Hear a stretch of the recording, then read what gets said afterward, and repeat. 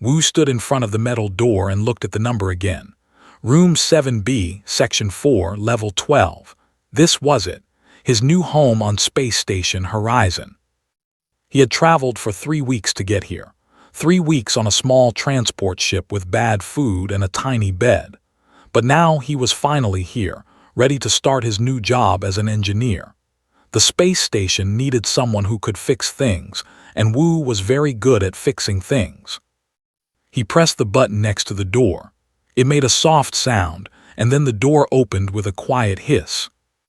The apartment was bigger than he expected. There was a common area with a couch and a table. He could see a small kitchen in the corner.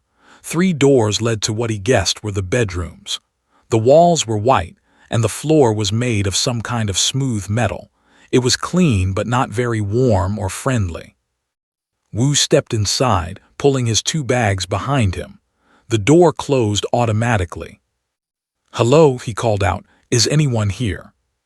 For a moment there was only silence. Then one of the bedroom doors opened, and Wu saw something that made him stop. A woman walked out, but she was not a human woman. Her skin was a soft shade of light blue like the sky on a clear morning. Her hair was silver and fell down to her shoulders. She had large eyes that were completely purple with no white parts at all. She was tall, maybe a little taller than Wu, and she wore simple gray clothes. She looked at Wu with those purple eyes.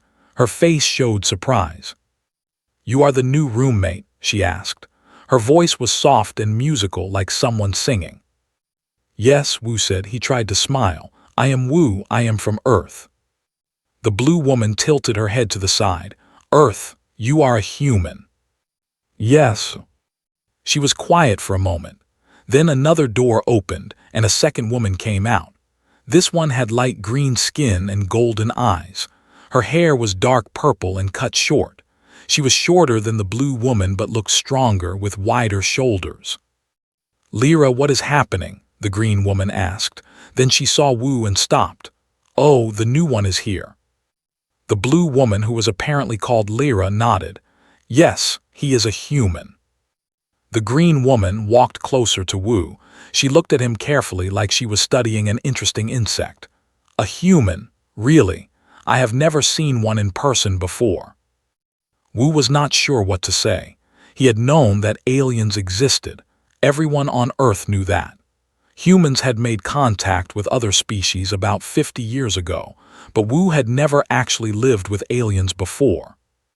"I hope we can be good roommates," he said politely.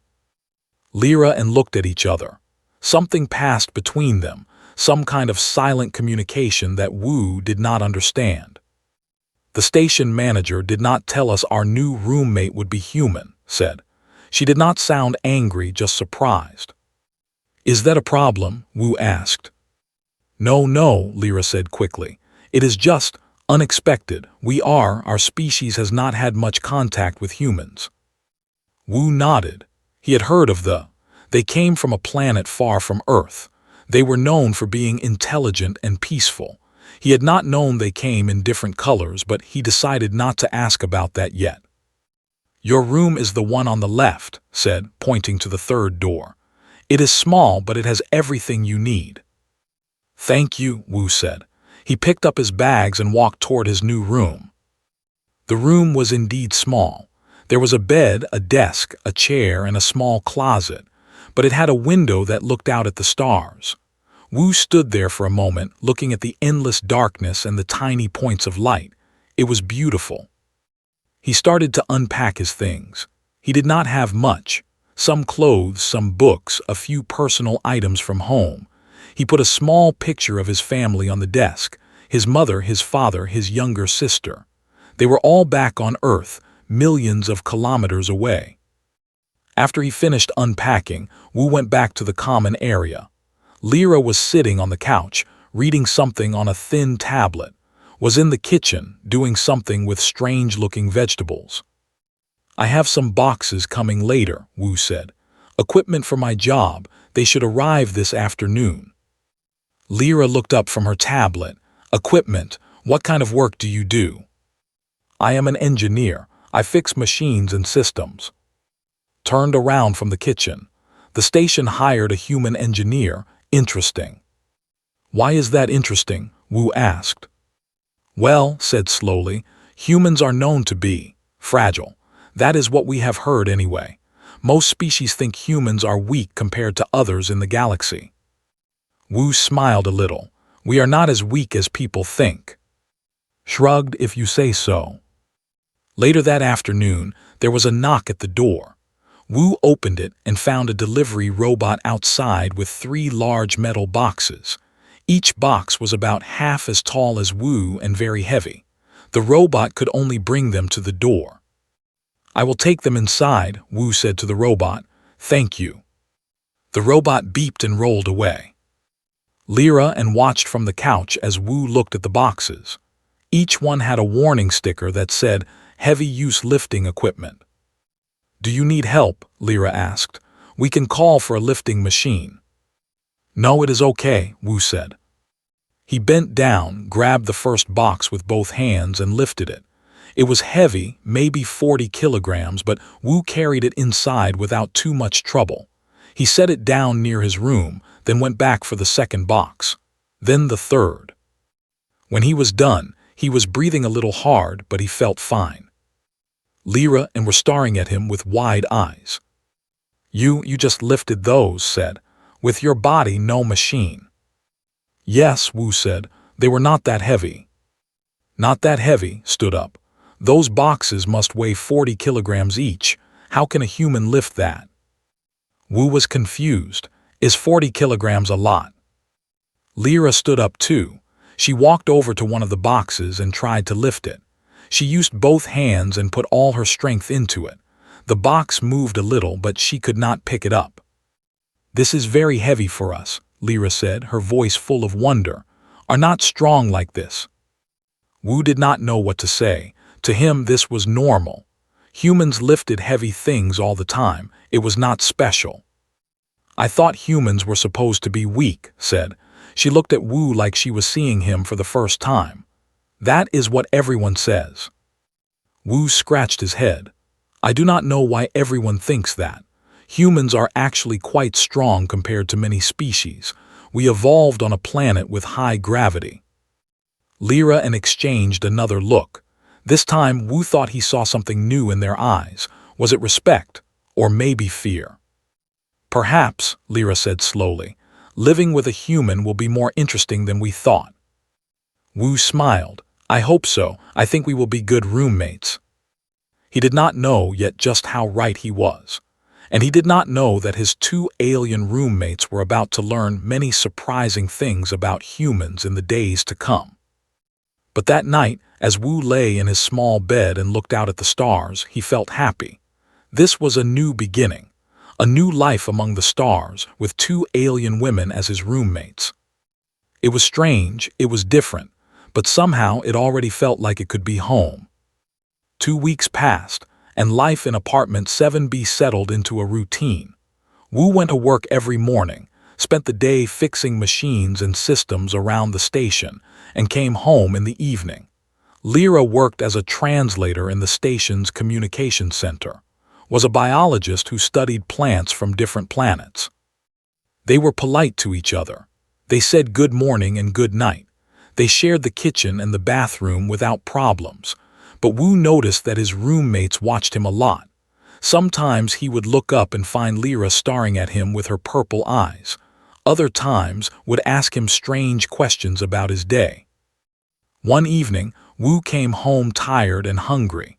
His work had been hard that day. He had spent 6 hours fixing a broken water system in the lower levels of the station. His clothes were dirty and his muscles ached. Good evening, Lyra said from the couch. Good evening, Wu replied. He went to the kitchen and opened the small cooling unit where he kept his food. He pulled out a container of kimchi that his mother had sent him from Earth. It had arrived last week in a special temperature-controlled package. Was at the kitchen table, working on something with her tablet. She looked up when Wu opened the container. What is that? She asked. Kimchi, Wu said. It is a food from my country, vegetables with spices. The smell filled the kitchen. It was strong and sharp, the way good kimchi should smell. Wu loved that smell. It reminded him of home. Wrinkled her nose. It smells very intense. Wu smiled. It tastes better than it smells. He took some rice from another container and put it in a bowl. Then he added a generous amount of kimchi on top. He also pulled out a small bottle of hot sauce and poured some over everything. Lyra had gotten up from the couch and walked over to see what was happening. When she saw the red sauce covering Wu's food, her eyes went wide. What is that red substance?" she asked. "Hot sauce. It makes food spicy." Spicy asked, "What does that mean?" Wu thought about how to explain it. "It is a burning feeling in your mouth. Humans enjoy it. It makes food more exciting." He took a big bite of his food.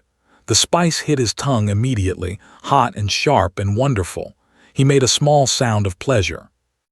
Lyra and watched him eat with expressions of horror. "Your face is turning red," Lyra said. "Are you in pain?" Wu laughed. No, this is normal. The spice makes my face red, but it feels good." Leaned closer to look at his food. "On our planet, we do not eat things that cause pain. Food is supposed to be pleasant." "This is pleasant," Wu said. "For humans anyway." He finished his dinner while his roommates watched. When he was done, he washed his dishes and went to his room to rest. What he did not know was that after he left, Lyra and had a long conversation about him. The next morning, Wu woke up early as he always did. It was still dark outside his window with only the distant stars for light. He checked the time. It was 5 in the morning station time. He got out of bed and put on his exercise clothes. Then he went to the common area. To his surprise, was already there, sitting in a chair. She looked like she had not slept. "Good morning," Wu said. "You are up early." "I was waiting for you," said. "For me, why?" Did not answer right away. She just watched as Wu began his morning exercise. He started with stretches, then moved to push-ups, then sit-ups, then squats. He did this every morning. It helped him stay strong and healthy. After 30 minutes of exercise, Wu was breathing hard and covered in sweat. He felt great. Was still watching him. Her golden eyes were full of concern. "Why do you do this?" she asked. "Do what?" "This punishment. Every morning you wake up early and hurt your body. Why?" Wu wiped the sweat from his face with a towel. "It is not punishment. It is exercise. It keeps me healthy." "But you are in pain," said. "I can see it. Your heart beats fast. You cannot breathe normally. Your skin releases water. These are signs of distress." Wu sat down on the couch. "These are signs of a good workout. My body is getting stronger." Shook her head slowly. "Do not need to do this. Our bodies stay healthy without such torture." Before Wu could respond, Lyra's door opened. She came out looking worried. "Did you talk to him?" Lyra asked. "Yes, he says it is normal." Lyra walked over and sat down next to Wu. She looked at him with her big purple eyes, and there was real worry in them. "Wu," she said gently, "we need to ask you something. Please be honest with us." "Okay," Wu said, confused. "Are you dying?" Wu blinked. "What?" "Are you sick?" added. "Do you have some kind of disease?" "No," Wu said. "I am perfectly healthy. Why would you think I am dying?" Lyra and looked at each other. Then Lyra pulled out a tablet and showed it to Wu. On the screen was a list. "We have been observing you," Lyra said. "We made a list of your strange behaviors." Wu looked at the list. It said, "Signs that the human may be dying. 1. Eats food that causes pain, spicy things. 2. Only sleeps 6 hours per night, need 12. 3. Wakes up early to hurt his body, exercise. 4. Drinks a hot brown liquid every morning, coffee. 5. Sometimes sits in the sun for long periods. 6. His skin changes color and the sun turns darker. 7. He makes strange sounds when stretching, groaning. 8. He talks about being tired but does not rest. Wu read the list twice, then he started to laugh. He laughed so hard that tears came to his eyes. He could not stop. Every time he looked at the worried faces of his roommates, he laughed even harder. "Why are you laughing?" demanded. "This is serious." "I am sorry," Wu said, trying to control himself. "I am sorry, it is just, you thought I was dying because I drink coffee." "The liquid is boiling," Lyra said. "You drink boiling liquid every morning, how is that not dangerous?" Wu took a deep breath and calmed himself down. His roommates had been genuinely worried about him. That was actually very sweet. "Let me explain," he said. "All of these things are normal for humans. We only need 6 to 8 hours of sleep. We exercise to stay healthy. We enjoy spicy food because it releases good chemicals in our brains. Coffee has something called caffeine that helps us feel awake. And sitting in the sun, well, that is just nice. It makes us happy." Lyra and listened carefully. "Your skin changing color," Lyra said slowly. "That is not a sign of disease." "No, it is called a tan. Our skin protects itself from the sun by producing more color. It is completely normal and healthy." Looked at her list again. "But you said you were tired yesterday. If you are tired, why do you not sleep more?" Wu smiled. "Humans are always a little tired, we push through it. It is just how we are." There was a long silence. Lyra and seemed to be processing everything he had said. "So you are not dying," finally said. "I am not dying. And all of these behaviors, they are normal for your species." "Yes, completely normal." Put down her tablet, she looked embarrassed. "We may have overreacted." "We were worried about you," Lyra added quickly. "We did not want you to suffer alone." Wu felt warmth in his chest. These two alien women who barely knew him had spent 2 weeks worried that he was dying. They had watched him carefully and made a list of his behaviors. They had stayed up all night to talk to him about it. "Thank you," he said sincerely, "for caring about me. That means a lot." Lyra's blue cheeks turned slightly purple, which Wu guessed was the version of blushing. "You are our roommate. Of course we care about you." Nodded, "Even if you do eat pain food and drink boiling liquid." Wu laughed again, but gently this time. "I will try to explain my human habits from now on, so you do not worry." "That would be helpful," Lyra said. From that day on, Wu made an effort to explain his strange human behaviors to his roommates. When he ate spicy food, he told them about capsaicin and endorphins. When he exercised, he explained how human muscles grow stronger through stress. When he drank coffee, he talked about caffeine and how it worked. And Lyra and listened. They asked questions, they tried to understand. The misunderstanding had been silly, but it had also brought them closer together. They talked more now. They spent more time in the common area together. They were becoming real roommates, not just strangers who shared an apartment. One evening, about a week later, approached Wu with a strange look on her face. "I have been thinking," she said. "About what?" "About humans. Your species is very different from ours. You eat painful food. You only sleep half as much as we do. You torture your bodies to make them stronger. You drink hot liquid full of drugs." Wu nodded. "Yes, that is accurate." Sat down across from him. "How are you still alive?" Wu thought about it. "We are adaptable. Humans can survive in many different conditions. Hot, cold, wet, dry. We can eat almost anything. We can recover from injuries that would kill other species. We are stubborn, I guess. We do not give up easily." Was quiet for a moment. Then she said something that surprised him.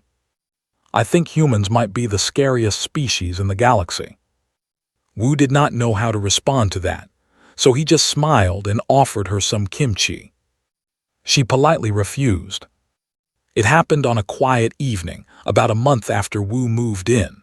The 3 roommates were in the common area, each doing their own thing. Wu was reading a book on his tablet. Lyra was writing a letter to her family back home, was looking at pictures of plants on her screen. Everything was peaceful and calm. Then all the lights went out. The apartment was suddenly completely dark. The only light came from the stars outside the window, and that was barely enough to see anything. "What happened?"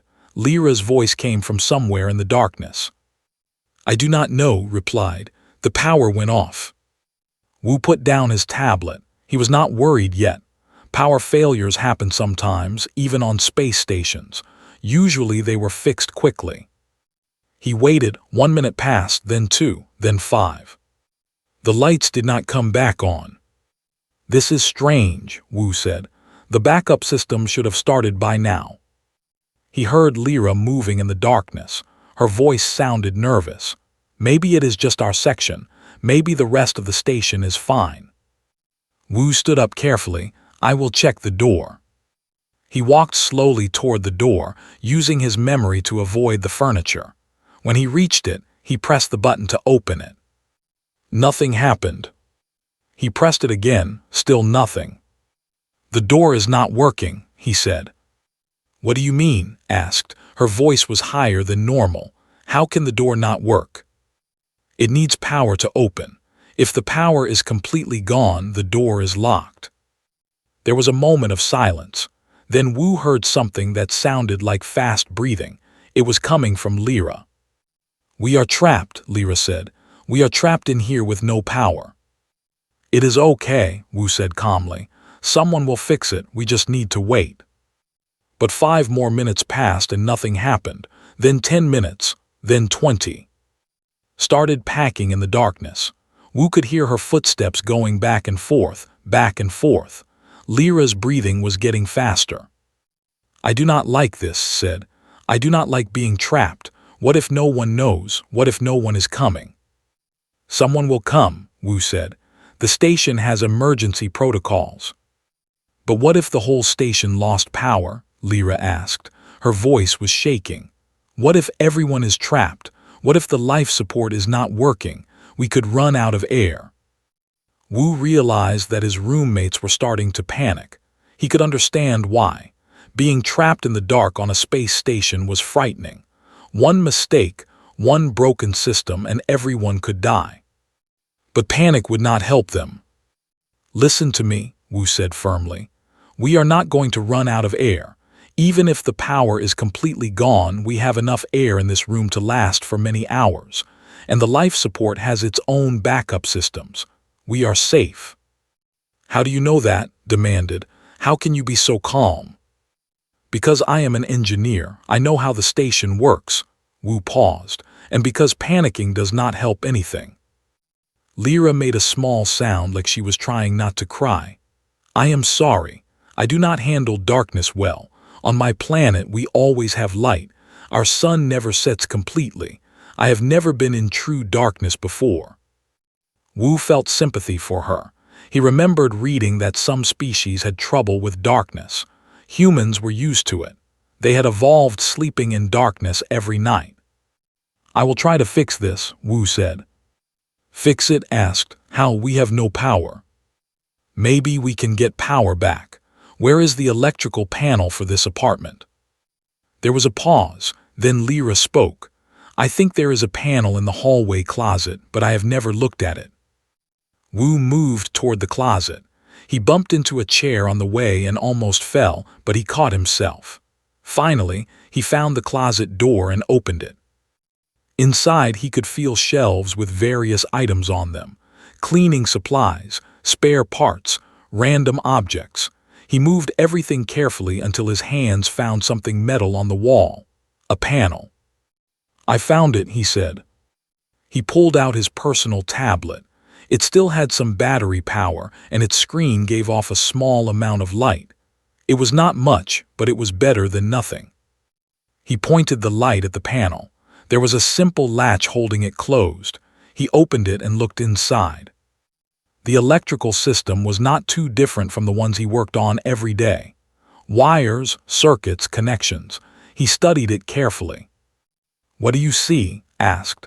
She had come closer and was looking over his shoulder. "I see the problem," Wu said. "One of the main connectors has come loose. It must have been damaged somehow. That is why we lost power. Can you fix it? Maybe I need some tools. We do not have tools, Lyra said. She had also come closer, staying near the light. We are not engineers. Wu thought for a moment. Then he remembered the boxes of equipment he had brought with him when he moved in. He had unpacked some of it, but not all. Wait here, he said. I need to get something from my room. He carefully made his way to his bedroom, using the tablet light to guide him. Inside, he found the box where he had stored his personal tools. Every good engineer had personal tools. Wu had been collecting his since he was a teenager. He pulled out what he needed: a small wrench, a screwdriver, some insulated pliers, and electrical tape. Then he went back to the closet. Lyra and were standing together, holding hands. They both looked scared but also hopeful. Okay, Wu said. I am going to try to reconnect the power. This might be dangerous. If something goes wrong, there could be a spark or a small explosion. Please stand back. A small explosion. His voice was high again. Is that supposed to make us feel better? I am just being honest, but I will be careful. Lyra and moved back toward the common area. Wu took a deep breath and started working. He had done electrical work many times before, but never in almost complete darkness. He had to hold the tablet in his mouth to keep the light pointed at the panel while he used both hands to work. It was uncomfortable, but it worked. The connector was definitely loose. Something had knocked it out of place, maybe a vibration from elsewhere in the station, maybe just bad luck. He used the wrench to tighten the surrounding bolts. Then he used the pliers to carefully push the connector back into position. There was a small spark. Wu flinched but kept going. He wrapped the connection with electrical tape to keep it secure. Then he checked the other wires to make sure nothing else was damaged. Everything looked okay. I am going to try to turn the power back on now, he called out. Be ready. He found the reset switch on the panel and flipped it. For a moment, nothing happened. Wu felt his heart beating fast in his chest. Then the lights came on. The apartment was suddenly filled with bright, beautiful light. The air system started humming quietly. All the screens and devices beeped as they turned back on. Lyra made a sound of pure relief and joy. She put her hands over her face and started crying. Just stood there, staring at the lights like they were the most wonderful things she had ever seen. You did it, said. You actually did it. Wu put his tools away and stepped out of the closet. It was not that difficult, just a loose connection. Lyra rushed toward him and grabbed his hands. Tears were still streaming down her blue face. Thank you so much. I thought we were going to be trapped forever. We were not going to be trapped forever, Wu said gently. Even if I could not fix it, someone would have come eventually. But you did fix it, said. She walked over and put a hand on his shoulder. It was the first time she had ever touched him. You stayed calm when we panicked. You knew what to do. You fixed it with simple tools. Wu shrugged. This is what engineers do. Shook her head. No, this is what humans do. She looked at Lyra, then back at Wu. You told us before that humans are adaptable, that you can survive in many conditions. Now I understand what you meant. When everything went wrong, Lyra and I froze. We panicked. We could not think, but you just started solving the problem. Wu did not know what to say. To him, this was normal.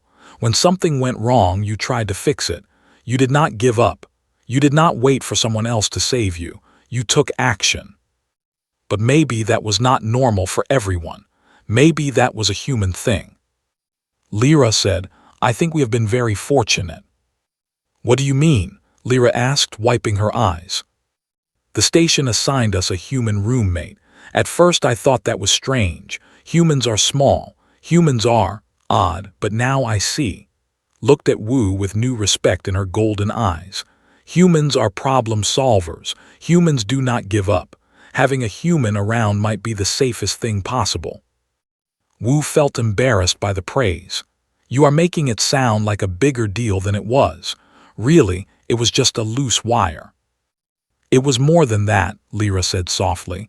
It was hope in the darkness. It was calmness in fear. It was, she searched for the right word, it was humanity. That night, after everything had calmed down, Wu lay in his bed and thought about what had happened. His roommates had called him brave and special, but he did not feel brave or special. He had just done what any human would do. Maybe that was the point. Maybe humans were special not because they were the strongest or the most advanced. Maybe they were special because they refused to give up. Because when everything went wrong, they looked for solutions instead of waiting to be saved. Maybe humanity was not about being perfect. It was about trying anyway. Wu smiled in the darkness of his room. Then he closed his eyes and slept the comfortable sleep of someone who had made a real difference. In the morning, he found that Lyra had made him breakfast. It was not very good because did not really understand human food, but it was made with gratitude and care. And somehow, that made it the best breakfast Wu had ever had. After the power failure, something changed in apartment 7B. The three roommates had always been polite to each other, but now they were becoming friends. Real friends. Lyra started waiting for Wu to come home from work so they could eat dinner together. Began asking him questions about Earth and humanity, genuinely curious about his strange species. They laughed together. They shared stories about their lives. One evening, about 2 weeks after the blackout, Wu made a decision. "I want to cook for you," he announced. Lyra and looked up from their tablets. "Cook for us?" asked. "You mean human food?" "Yes, Korean food specifically, food from my country," Wu smiled. "You have tried to make food for me several times. Now I want to return the favor." Lyra's purple eyes lit up with interest. "That sounds wonderful, but will it be spicy?" "Some of it, but I will also make things that are not spicy. I promise." So the next day, Wu used his day off to prepare a proper Korean meal. He had saved many ingredients from Earth, and he had ordered some special items from a human trading ship that passed through the station. He spent the whole afternoon cooking. He made rice, of course. He made bulgogi, thin slices of beef cooked in sweet sauce. He made japchae, glass noodles with vegetables. He made kimchi fried rice for himself with extra spice. And for Lyra and he made a mild vegetable soup called. When everything was ready, he set the table carefully. He put the dishes in the center so everyone could share, just like his family did back home. "Dinner is ready," he called out. Lyra and emerged from their rooms.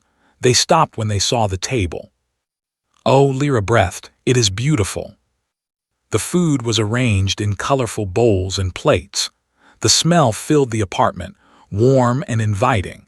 There were so many different dishes that the table could barely hold them all. "This is too much," said. "You made all of this yourself." "It is not too much," Wu said. "This is how we eat in Korea. We share many dishes. It brings people together."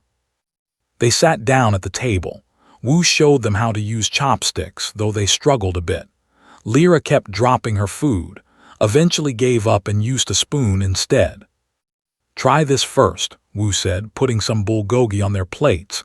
"It is not spicy at all, just sweet and savory." Lyra picked up a piece of meat with her fingers and put it in her mouth. She chewed slowly. Her purple eyes went wide. This is amazing," she said. "What is this flavor? I have never tasted anything like this." "It is called bulgogi, marinated beef, my mother's recipe." "Tried it too," she made a sound of surprise. "This is very good. Why did you not make this before?" "I was not sure if you would like human food," Wu admitted. "And I know the spicy things scared you." "This does not scare me at all," said, taking more bulgogi. "This is wonderful." They ate for a while, trying all the different dishes. Lyra loved the japchae, saying the noodles were like nothing she had ever eaten. Was fascinated by the rice, which she said was so simple but so satisfying. Then Lyra noticed the kimchi fried rice on Wu's plate. "That is the spicy one, yes?" she asked. Yes, this one is very spicy. I would not recommend it. Lyra looked at the kimchi fried rice with curiosity. It was orange and red, with visible pieces of kimchi mixed into the rice. It looked dangerous. I want to try it, she said. Wu and both looked at her. Are you sure? Asked. Remember what happened last time you smelled his food. You said it burned your nose. I want to understand, Lyra said. I want to understand why Wu enjoys it so much. Maybe if I try it, I will learn something about humans. Wu felt touched by her words. She was not just curious about the food, she was curious about him. Okay, he said, but just try a very small bite and have water ready. He put a tiny amount of kimchi fried rice on her plate, maybe half a spoonful. Lyra looked at it like it was a dangerous animal. Then with great courage, she put it in her mouth. For a moment nothing happened. She chewed, she swallowed, she seemed fine. Then her face changed. Her blue skin turned purple, then almost violet. Her purple eyes went huge. She opened her mouth and started making a sound like a small animal in distress. Water, she cried. Water, please. Wu quickly handed her a glass of water. She drank all of it in one long gulp. Then she grabbed water and drank that too. When she finally stopped drinking, she was breathing hard. Tears were streaming down her purple face. That was, she could not finish her sentence. I am sorry, Wu said, feeling guilty. I told you it was very spicy. But then something strange happened. Lyra started laughing. She laughed and cried at the same time, wiping tears from her face while making sounds of joy. She looked at Wu with a strange expression. I understand now, she said. I understand why you eat this. You do? Yes, it was terrible and wonderful at the same time. My mouth is still burning, my whole face is hot, but, she paused, searching for words. But there is something else. A feeling, like excitement, like being very awake, like life is more intense. Wu smiled. That is the capsaicin. It releases chemicals in your brain. It makes you feel alive. Yes, Lyra said.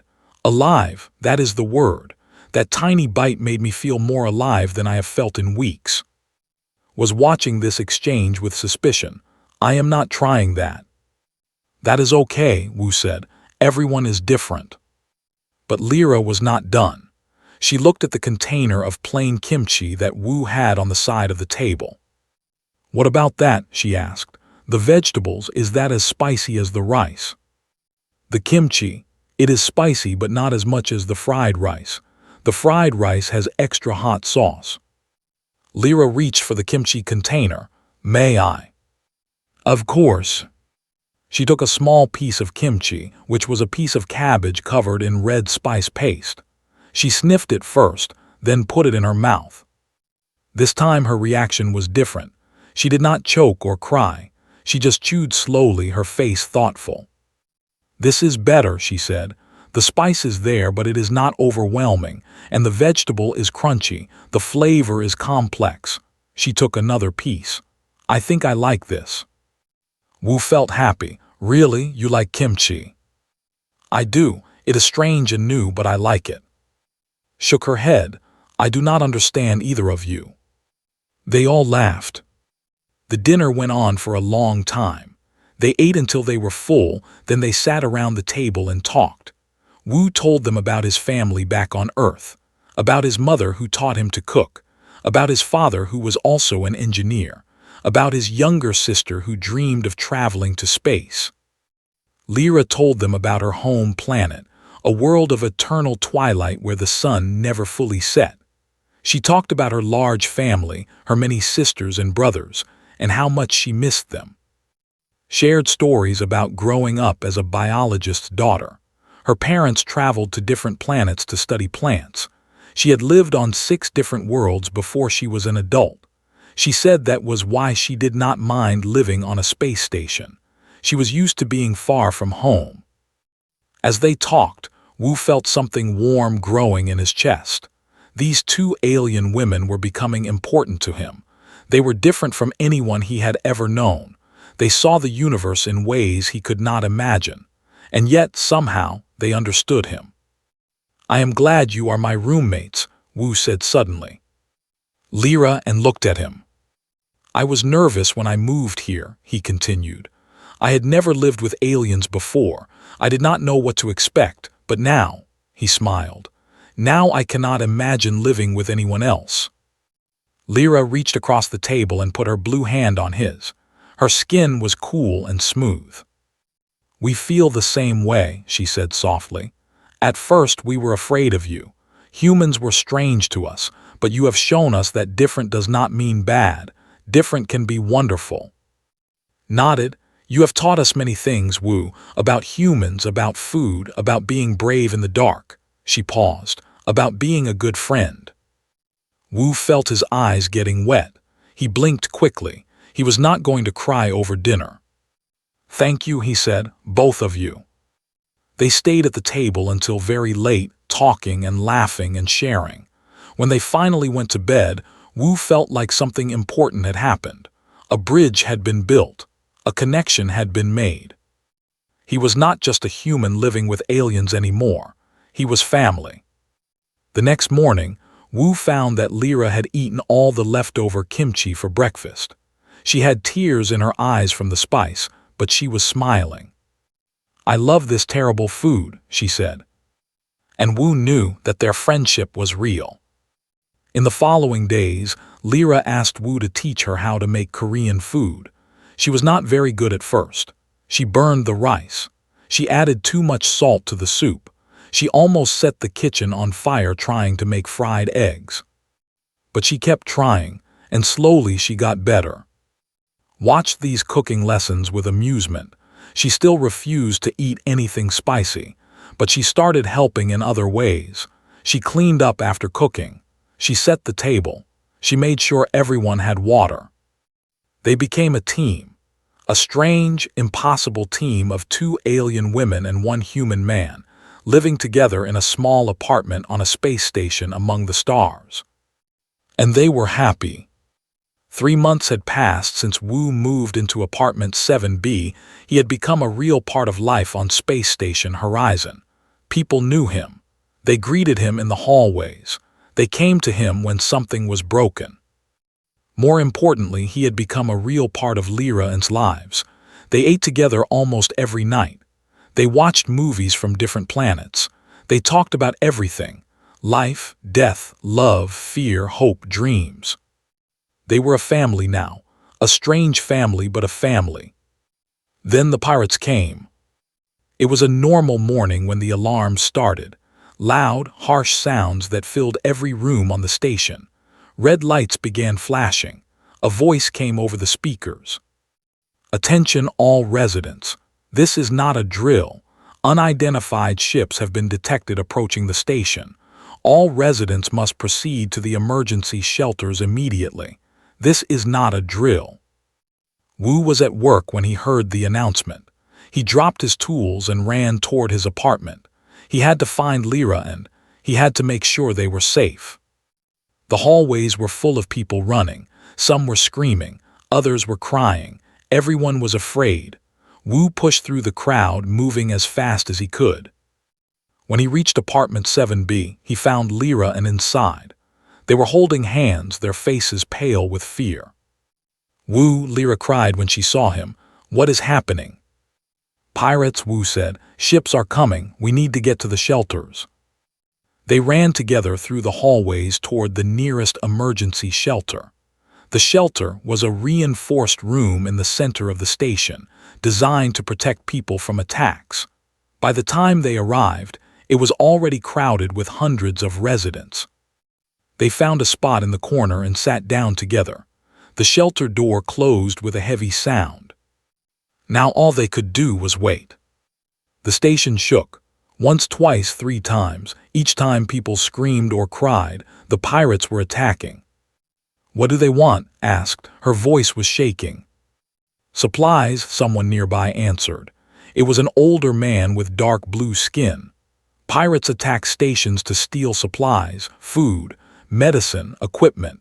Sometimes they take hostages." Lyra grabbed Wu's arm. Her grip was tight. "Will they come inside?" Wu did not know the answer. He did not want to lie to her, but he also did not want her to be more afraid than she already was. "The station has security forces," he said. "They will protect us." But as time passed, the situation got worse. The station shook more violently. The lights in the shelter flickered. Through the thick walls, they could hear the distant sounds of weapons firing. Then a new announcement came over the speakers. The voice was different now, urgent and afraid. "Security forces have been overwhelmed. The pirates have breached the station. All residents in Shelter 7 must evacuate to Shelter 12 immediately. Repeat, Shelter 7 must evacuate immediately." Shelter 7, that was their shelter. Panic exploded. People stood up and ran toward the door. They pushed and shoved, trying to get out. The older man fell down and almost got stepped on. A child started screaming for her mother. Wu stood up. He looked at Lyra and, "Stay close to me," he said. "Do not let go." They joined the crowd moving toward the door. But when the door opened, Wu saw something that made his blood run cold. There were pirates in the hallway. 4 of them, big aliens with rough skin and cruel eyes. They wore armor and carried weapons. When they saw the crowd of residents coming out of the shelter, they raised their weapons. "Nobody move," one of them shouted. "Anyone who runs will be shot." The crowd stopped. Everyone froze. Wu felt Lyra pressing against his back. He could feel her trembling. Was beside him, her golden eyes wide with terror. The pirates walked toward them. The leader, the one who had shouted, looked over the crowd with a smile. "This is good," he said. "Lots of hostages, rich aliens. The company will pay well to get you back." Wu's mind was racing. He looked around, trying to find a way out. The hallway had 2 exits. One was blocked by the pirates. The other was on the opposite side, about 30 meters away. If someone could distract the pirates, maybe the others could escape. He thought about his roommates, about Lyra who loved kimchi and cried at sad movies, about who pretended to be tough but always made sure everyone had water at dinner. They did not deserve to be hostages. None of these people did. Wu made a decision. He stepped forward out of the crowd. "Wait," he said loudly. The pirates looked at him. The leader narrowed his eyes. "Who are you?" "I am the station's chief engineer," Wu lied. "I can open the vault where the valuable supplies are kept. Let these people go and I will help you." The pirate leader laughed. "Why would I let them go? They are valuable too." "Because if you do not let them go, I will not help you, and you will never get into the vault." Wu kept his voice steady, even though his heart was pounding. "The vault has a time lock. It will seal permanently in 20 minutes. Only I can stop it." The pirates looked at each other. They did not know if Wu was telling the truth. There was no vault with a time lock. Wu had made it all up, but they did not know that. 20 minutes, the leader said. 19 now. If you want the supplies, you need to decide fast. The pirate leader thought about it. Then he pointed at 2 of his men. "You 2 take the hostages to the secondary hold. I will go with this one to the vault." He grabbed Wu by the arm. "Show me." "The hostages go free first," Wu said. The leader hit him across the face. Pain exploded in Wu's cheek, but he did not fall. He stood his ground. "You do not give orders here," the leader said. "Now move." But something unexpected happened. The other residents who had been frozen with fear started to move. They began walking toward the second exit, slowly at first, then faster. The 2 pirates who were supposed to take them tried to stop them, but there were too many people. They pushed past and ran. In the confusion, Wu saw his chance. He grabbed the pirate leader's arm and twisted. The leader screamed in surprise as his weapon fell to the ground. Wu kicked it away and then ran. A weapon fired. Pain burned through Wu's shoulder. He had been hit, but he kept running. He ran toward the exit, toward safety. Behind him, he heard the pirates shouting and chasing. Then he heard something else. The sound of the station's security forces arriving. Heavy boots, loud commands. The pirates were being surrounded. Wu collapsed against a wall. His shoulder was bleeding badly. The pain was intense. But when he looked up, he saw Lyra and running toward him. "Wu," Lyra screamed. She knelt beside him, her face wet with tears. "You are hurt, someone help." Medical personnel arrived quickly. They put Wu on a stretcher and carried him to the medical bay. The next few hours were a blur of pain and drugs and surgery. The weapon had damaged his shoulder badly, but not critically. The doctors said he would recover. He would need time, but he would be okay. When Wu woke up, Lyra and were sitting beside his bed. They had been there the whole time. "You idiot," said, but her voice was full of love. "You stupid, brave idiot." "I had to do something," Wu said. His voice was weak. Lyra took his hand. "You saved everyone. You stood up to the pirates alone. You got shot to protect us." "It was nothing." "It was not nothing," said firmly. "The security forces told us what happened. You made up a story about a vault. You bought time for everyone to escape. When the leader hit you, you did not give up. You kept going." She paused, and when she spoke again, her voice was different, softer. "We always knew humans were strong. We knew you could lift heavy things and eat fire food and survive with little sleep. But we did not understand until now." "Understand what?" Wu asked. "The true strength of humanity," Lyra answered. "It is not about muscles or endurance. It is about heart. When everyone else froze with fear, you acted.